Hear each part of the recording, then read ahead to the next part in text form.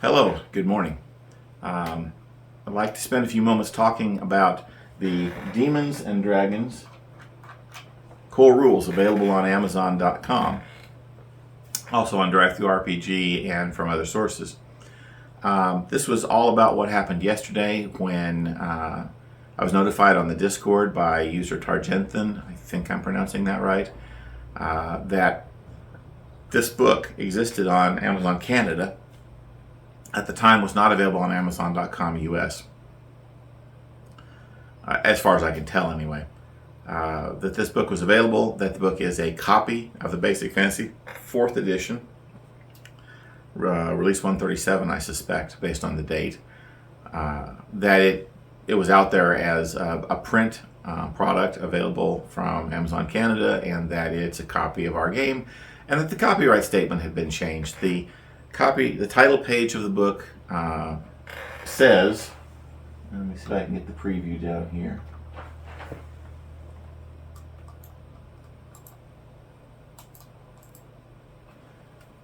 Okay. So the title page says, Copyright 2023 Gothic Church. My copyright statement has been removed and replaced. The link to the website, basicfantasy.org, has been changed to games.gothicchurch.org. The dedication has been changed, dedicated to Aaron Boringer, Clover Lougheed, I guess that's how that's pronounced, and Ari Marino. My apologies if you're any of those people and I've mispronounced your name. I didn't mean to. The name of the game has been changed to Demons and Dragons role-playing game, and the release number has been changed to First Edition Release 1. And again, the copyright says Gothic Church. Weirdly, all of the attributions, all of the credits have been retained except for the author credit, my credit. Found this on Amazon Canada. Later on, it popped up on Amazon.com. It's available for sale as a PDF on DriveThruRPG. I'm not going to get into the whole thing. Go on Facebook and take a look at the rather voluminous thread there where we were discussing all this stuff, or join the Discord and look in questions and answers where the commentary, the initial commentary, the initial discovery was posted, and some of the other information was revealed. I'm going to cut to the chase here. There's a lot of information out there. You can go look at it if you want to know what actually happened as blow by blow.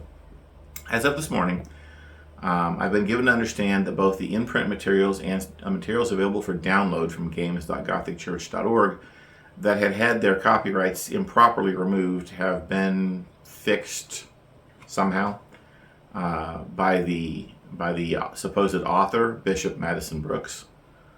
Bishop is a title. Madison Brooks is Bishop of the Gothic Church. I'm not concerned with or interested in Madison Brooks' religion or beliefs.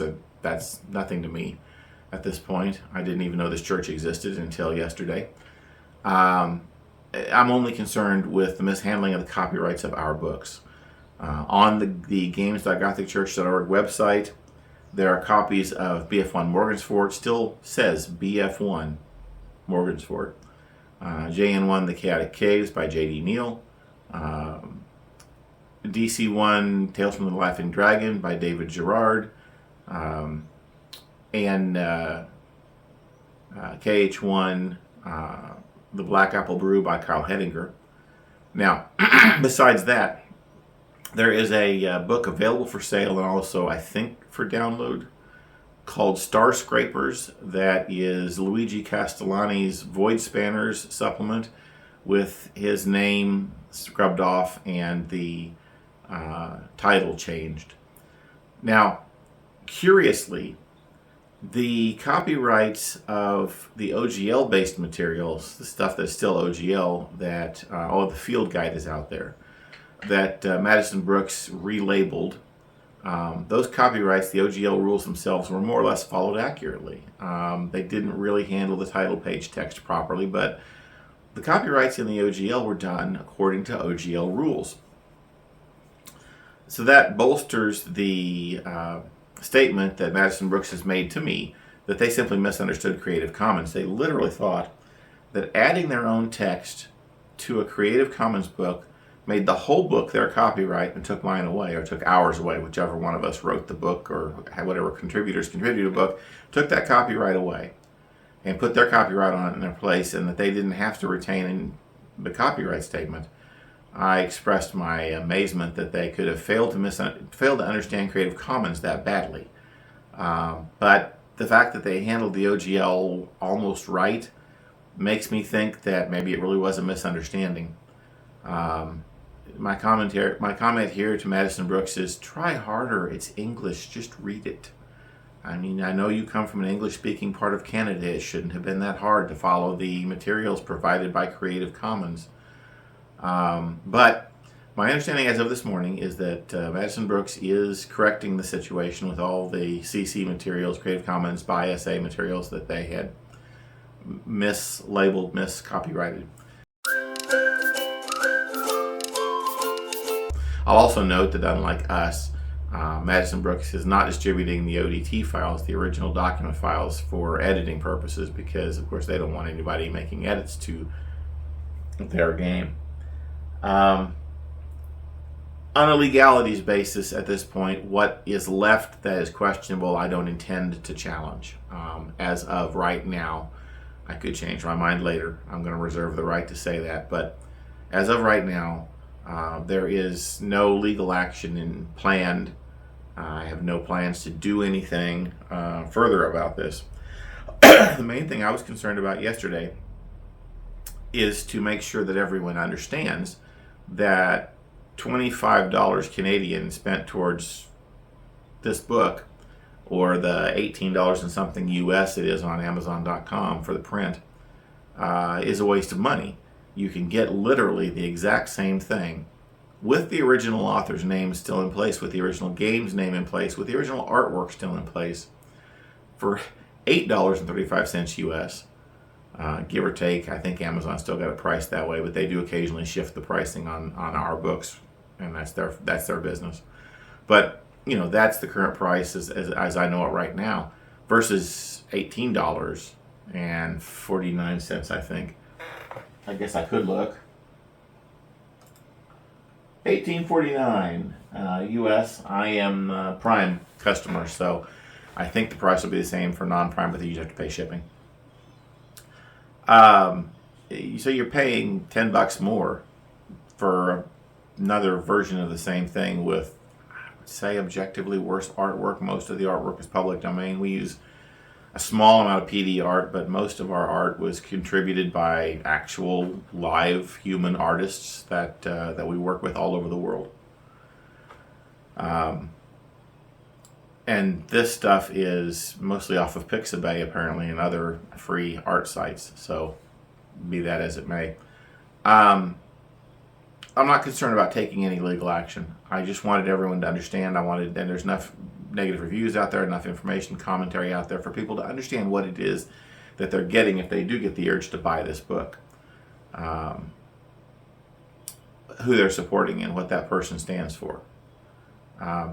Because the puzzle to me is, even with Bishop Brooks doing this all legally now, and let's just assume for the moment that they have actually done everything legally, the Gothic Church is off the hook. It's a copy. They've done nothing substantial to any of the adventures. I already downloaded them to look at them. Up as far as the preview will go on Amazon, they've made no substantial changes. No changes that I can see at all to the text. It appears to all be our original words, my words and the words of the contributors who helped write the book in the first place. None of it is Madison Brooks' work, except for the name, the copyright statement, the release number, and the dedication. I took out my dedication, put that dedication in. I was stung a little bit, I'm going to admit. BF1 Morgansford has a dedication to two deceased friends of mine that they took out and replaced with a dedication to people I don't know, obviously, but I think I was more hurt by the dedication to my personal friend Dan Barnes and to early contributor and friend Steve Zeiser. They were both dedicated in that book, and yeah, that hurts my feelings. That bothers me quite a bit to see that being done. But I still, again, there's no reason that I can think of why anybody would want to buy these things. It's your decision. You do what you want to do. But I don't understand it. I can't see what Madison Brooks is trying to accomplish here. It's not a viable business model. Selling role-playing games is only a viable business model for a very few businesses. If I was doing this as a business, I would have given up years ago. Yeah, but it's a hobby for us, for the community. It is a community project. It is something we all share in the creation of and the ownership of. And everyone who's contributed has a hand in it somewhere, as something that they can point at and say, "Look, this is something that I helped make. This is something I did." Madison has done none of that. I don't really see what they're getting out of it. The amount of money that this is going to bring in for them has got to be small. Even if we had never noticed it, even if we had never commented on it, I can't see how they could make much money at it. So there's that. So I don't understand what they're trying to accomplish here. And in the end, I guess I don't really need to. It's not really my problem one way or the other. It's their decision. It's their thing to do however they see fit. As long as they don't violate my copyright and make people cross. I know J.D. Neal and Kyle Hedinger are not super involved in the project these days. J.D. I think has actually moved on to other things. But David Gerard is a real regular participant in our activities, and I know he was fairly incensed to see his name taken off of Tales from the Laughing Dragon. So there you go. And I think I've pretty much covered everything I wanted to say here today. I do not bear ill will towards Madison Brooks. I am just disappointed. And more than a little puzzled at this point. Not really understanding what they thought was going to happen in the first place. Did they really think no one would ever notice? Even if they'd done it perfectly legally, someone would have noticed, and the reviews would have been horrifying, unsurprisingly. So anyway, but I could rant about that all day, and that would serve no one. So I'm gonna end this at this point, I think. I want to thank you for listening. If you got involved in the activities yesterday, if you helped with tracking down the various off-brand social media sites used by Gothic Church and Madison Brooks, which was very helpful to me. It was discovering that Madison is not represented at all on Facebook, that is not represented at all on Twitter, is not represented at all on any of the social media sites I'm actually familiar with. It made communicating awkward, but dedicated activity by people who were digging through this stuff and finding what was really going on eventually got me connected through Folksy, which is kind of an off-brand Facebook, I believe, and a chat site called Tweeoo. TWEOO. I don't know if it's Tweeoo or Tweo or whatever. I don't know. Doesn't matter. The important thing is that you people help me find Madison and make contact and eventually actually have a chat with this person, who I suspect may have been a lot more angry with me than I was with them. But anyway, as I said, I'm going to cut this off right here. My thanks to those of you who helped out with this whole situation. I said yesterday, release the hounds. I think the hounds can have a nap now. Everything that needs to be done, I believe, has been done at this point.